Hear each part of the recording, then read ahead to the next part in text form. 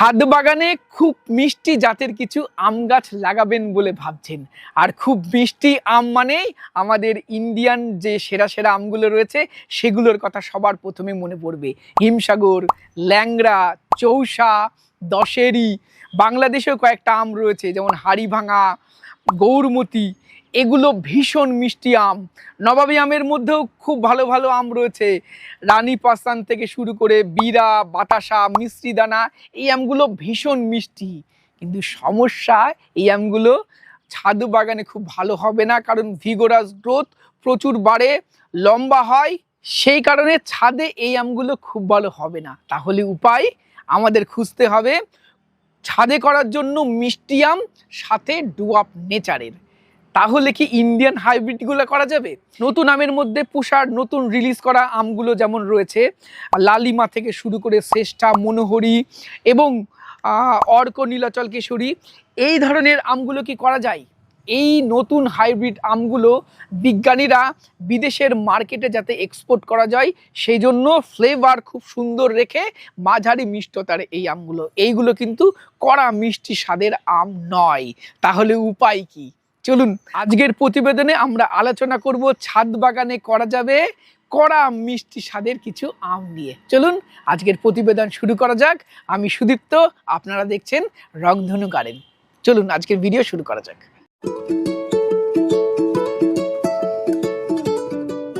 ছাদ বাগানে লাগাবো ডুয়াপ নেচারের এবং কড়া মিষ্টি স্বাদের এরকম আমের কথা বলতে হলে সবার প্রথমে বলতে হবে CISS এর রিলিজ করা আম অরুণিকা। এটা ভীষণ মিষ্টি স্বাদের আম, সাথে ডুয়াপ নেচারের, প্রতি বছর যেমন ফলন দেবে, প্রচুর পরিমাণে ফল দিতে সক্ষম। সাইজটা একটু ছোট হলেও এই আমটা ছাদ বাগানে খুব সুন্দরভাবে করা যেতে পারে। এর TSS 23 থেকে 25 অবধি হতে পারে। কড়া মিষ্টি স্বাদের আম, তাই অরুণিকাকে খুব মিষ্টি স্বাদের আম হিসাবে ছাদ বাগানে আপনি লাগাতেই পারেন। দ্বিতীয় নম্বরে আমি বলবো অম্বিকা। CISS এর রিলিজ করা আর একটা আম অম্বিকা। এটাও কড়া মিষ্টি স্বাদের আম। এটা অনেক লেট ভ্যারাইটি এবং অনেক লেট ভ্যারাইটি হওয়ার কারণে হয়তো কালার ঠিকঠাক থাকছে না, একদম সঠিক কথা, কিন্তু কড়া মিষ্টি স্বাদের আম অম্বিকা। এটারও TSS 22-23-এর কাছাকাছি থাকে। অম্বিকা খেতেও খুব ভালো এবং ভীষণ মিষ্টি আম হিসাবে ছাদ বাগানে আপনারা অম্বিকা করতে পারেন।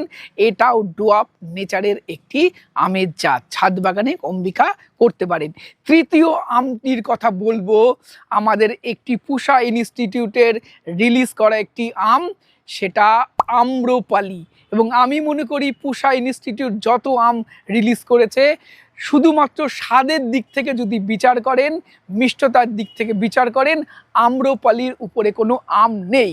এবং এটাও সেমি ভিগোরাস। এটা ছাদ বাগানে অবশ্যই আপনারা করেন। হয়তো বিদেশি আম এবং নতুন আমের ভিড়ে আপনারা এই আমটাকে অতটা পাত্তা দেন না ছাদ বাগানে করার ক্ষেত্রে, তবে আমি বলবো আম্রপালি অবশ্যই ছাদ বাগানে করা যেতে পারে। এবং এই আমটা কড়া মিষ্টি স্বাদের, সেটা নতুন করে হয়তো আপনাদের বলতে হবে না, ভীষণ মিষ্টি স্বাদের আম এই আম্রপালি। এর TSS 23-24-এর কাছাকাছি থাকে। অবশ্যই ছাদ বাগানে আম্রপালিকে আপনারা লাগাতে পারেন। এরপরে আপনাদেরকে আমি বলবো একটি বিদেশি আমের কথা, নামডকমাই। এই আমটা অবশ্যই ছাদ বাগানে করা যেতে পারে। এর অনেক স্ট্রেংথ থাকে। আমি বলবো নামডকমাই 4 অথবা নামডকমাই #4 বলে যেটা আপনারা মার্কেট থেকে কেনেন, এই ভ্যারাইটিটা ছাদ বাগানে করুন। কড়া মিষ্টি স্বাদের আম, TSS 24-25-এর কাছাকাছি হতে পারে এবং এটা ডুয়াপ নেচারের, ছাদ বাগানে অবশ্যই করা যাবে। এবং আপনাদেরকে বলবো ছাদ বাগানে আম গাছ লাগানোর ক্ষেত্রে নামডকমাই একটি অত্যাবশ্যক আমের ভ্যারাইটি, অবশ্যই কালেকশানে রাখুন এবং এটা অবশ্যই মাটিতেও খুব ভালো হবে। আমার মতো অনেকেরই ভীষণ পছন্দ নবাবী আমগুলো, কিন্তু নবাবী আমগুলো কি ছাদ বাগানে খুব ভালো হবে? কিছু আম রয়েছে করা যেতে পারে, কিন্তু ম্যাক্সিমাম আমই ছাদ বাগানে অতটা ভালো হবে না। যেমন খিরসাপাত, চন্দন খোসা, তারপরে রানী পাসান্দ। হ্যাঁ, এই আমগুলো খেতে খুব ভালো, খুব মিষ্টি হলেও এগুলো ডুয়াপ নেচারের নয়। তবে দুটো আমের কথা আমি বলবো যেগুলো সঠিকভাবে যদি প্রুনিং করেন এগুলো ছাদ বাগানে করা সম্ভব। প্রথমটা বলবো সারেঙ্গা। সারেঙ্গাকে আপনি ছাদ বাগানে করতে পারবেন, তবে সঠিক কাটাই ছাঁটাই আপনাকে করতে হবে। এটা রেগুলার বিয়ারিং আম, প্রতি বছর প্রচুর পরিমাণে ধরে এবং কড়া মিষ্টি স্বাদের আম, ভীষণ মিষ্টি, এবং এর টিএসএস প্রায় 22-23-এর কাছাকাছি থাকে। আমটা একটু ছোট হয়, যার জন্য আমি এটাকে বলি ছোটা পাটাকা। এর ওজন 120 থেকে 150 গ্রামের মধ্যে হয়, তবে ভীষণ সুন্দর আম, ফ্লেভার খুব ভালো এবং মিষ্টতাও খুব ভালো, মানে সেরা সেরা একটি আম সারেঙ্গা। অবশ্যই ছাদ বাগানে এটা করা যেতে পারে। দ্বিতীয় নবাবী আমটার কথা আমি বলবো, সেটা হলো চম্পা। চম্পা ছাদ বাগানে করা যেতে পারে, তবে এটা সঠিক মাত্রায় প্রুনিংটা করতে হবে। কারণ আমি দেখেছি চম্পা আমের ইন্টারনোটগুলো, অর্থাৎ দুটো ফ্ল্যাশের মধ্যে ডিস্টেন্সটা অনেক বেশি থাকে, তাই প্রুনিংটা সঠিকভাবে না করতে পারলে গাছটা অনেক বড় হয়ে যায়। তবে চম্পার স্বাদ অসাধারণ, ভীষণ সুন্দর ফ্লেভার, চম্পা ফুলের ফ্লেভার এর মধ্যে রয়েছে, সাথে ভীষণ মিষ্টি। এর টিএসএসও প্রায় 23-এর কাছাকাছি থাকে। তবে চম্পার অনেক স্ট্রেংথ পাওয়া যায়। তবে অনেক ধরনের চম্পা পাওয়া যায়, বেল চম্পা পাওয়া যায়, চিনি চম্পা পাওয়া যায়, নর্মাল চম্পা পাওয়া যায়, কাঁঠালি চম্পা পাওয়া যায়। তবে আমি বলবো নর্মাল চম্পার ফ্লেভার সব থেকে সুন্দর। এর সাথে যদি খুব মিষ্টি চান তাহলে আপনি চিনি চম্পাটা অবশ্যই আপনার কালেকশানে রাখতে পারেন। তবে চম্পা সঠিকভাবে প্রুনিং করে ছাদ বাগানে অবশ্যই আপনি লাগাতে পারেন। এরপরে আপনাদেরকে বলবো আর একটা ইন্ডিয়ান হাইব্রিড অর্কো ইনস্টিটিউটের রিলিজ করা আম, অর্কো সুপ্রভাত।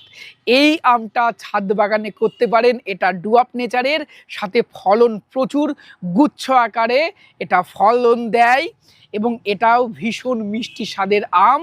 এই আমটার ফ্লেভারের মধ্যে আপনি আলফানসো পাবেন, সাথে ভীষণ মিষ্টি।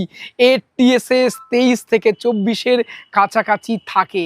আর তাহলে আপনি কড়া মিষ্টি স্বাদের আম হিসাবে অর্কো সুপ্রভাতকেও ছাদ বাগানে অবশ্যই লাগাতে পারেন। এরপরে আপনাদেরকে আমি বলবো ইসরায়েলের একটা বিখ্যাত আম মায়া, এটাকেও আপনি ছাদ বাগানে লাগাতে পারেন। এটা কালারফুল আম অবশ্যই, সাথে এটাও কিন্তু কড়া মিষ্টি স্বাদের আম এবং এর ফ্লেভারও কিন্তু খুব সুন্দর। সুইট অ্যাসিড ব্যালেন্সটা এই আমের মধ্যে খুব সুন্দর থাকে। এটা মিষ্টি স্বাদের আম, টিএসএস 20 থেকে 22-এর মধ্যে থাকে। অবশ্যই আপনারা মিষ্টি স্বাদের আম হিসাবে মায়াটাকে আপনার কালেকশানে রাখতে পারেন। এরপরে আপনাদের বলবো ইউএসের একটি আমের কথা, লেমন জেস্ট। এই আমটা এই বছর আমি খেয়েছি, খুব মিষ্টি স্বাদের আম এবং খুব সুন্দর লেবুর সেন্ট আপনি এই আম থেকে পাবেন। মনে হবে কোনো সুইট অরেঞ্জ অর্থাৎ মুসম্বি লেবু, তার সাথে আরও কিছুটা চিনি অ্যাড করে আপনি খাচ্ছেন, এতটা মিষ্টি এবং এত সুন্দর ফ্লেভার এই আমের। এই আমটা জুন মাসের প্রথমের দিকে পাকবে। এই আমটা টিএসএস হতে পারে 22 থেকে 25-এর মধ্যে এবং এটা ছাদ বাগানে অবশ্যই আপনি লাগাতে পারেন। লেমন জেস্ট অবশ্যই কালেকশানে রাখুন, তবে এই জাত কালেকশান করার আগে একটু সতর্ক হবেন। সব জায়গায় এই আমটা অ্যাভেলেবেল নয়, অনেকে ডুপ্লিকেট আম চারা দিতে পারে। তবে আপনাদের বলবো একটু ওয়েট করে যান, 1-2 বছরের মধ্যে সব জায়গায় এই আমের চারা অ্যাভেলেবেল হয়ে যাবে এবং দামটাও তখন অনেক কম থাকবে। যারা একদম কালেকশানে রাখতে চাইছেন তারা অথেন্টিক জায়গা থেকে এই আমটা কালেকশান করে নিন। এরপরে আপনাদের বলবো থাইল্যান্ডের বিখ্যাত আম, থাইল্যান্ডের খুব মিষ্টি আম, নাম তাও এই আমটাকে কালেকশানে রাখুন কড়া মিষ্টি স্বাদের আম খেতে চাইলে। তবে এর মধ্যে কিন্তু আহামরি কিছু ফ্লেভার পাবেন না, অনলি মিষ্টি এই আম। এর TSS 25 থেকে 27-28-এর মধ্যে থাকে। অনেকে আবার বলে থাকেন এর TSS নাকি 32, এর TSS নাকি 35। এমনটা কিন্তু আমি দেখিনি বা পাইনি, বা আমটা যখন আমি খেয়েছি আমার মনেও হয়নি। তবে খুব মিষ্টি আম, এটা সঠিক। নাম তাও অবশ্যই কালেকশানে রাখুন, ছাদ বাগানে করতে পারেন। আমি যে আমের লিস্টের কথা বললাম সেই আমগুলো ছাদ বাগানে করতে পারেন, আমি খেয়েছি বলে আপনাদেরকে সাজেস্ট করলাম। এই আমগুলো খেয়ে আপনি কখনো হতাশ হবেন না, এটুকু বলতে পারি। এছাড়াও আমার খাওয়ার বাইরেও প্রচুর আম এই পৃথিবীতে রয়েছে, আমি এখনো টেস্ট করিনি বলে সেই বিষয়গুলো নিয়ে আমি কোনো মন্তব্য করলাম না। ভবিষ্যতে সেই আমগুলো খাওয়ার পরে অবশ্যই তার স্বাদ আপনাদের সামনে তুলে ধরবো, বলবো ছাদ বাগানে করা যায় কি না। আপনাদের মতামত এই বিষয়ে জানার আগ্রহ আমার রইল। আপনাদের মতে যদি এই ভ্যারাইটিগুলো ছাড়াও ছাদ বাগানে লাগিয়ে সফল হয়েছেন কড়া মিষ্টি স্বাদের আম কিছু থেকে থাকে, আপনারা প্লিজ সাজেস্ট করবেন কমেন্ট বক্সে। আজকের ভিডিও কেমন লাগলো কমেন্ট করে জানাবেন। ভিডিওটি ভালো লাগলে একটি লাইক করবেন, নতুন হলে চ্যানেলটি সাবস্ক্রাইব করে রংধনু গার্ডেনের সাথে থাকবেন। নমস্কার।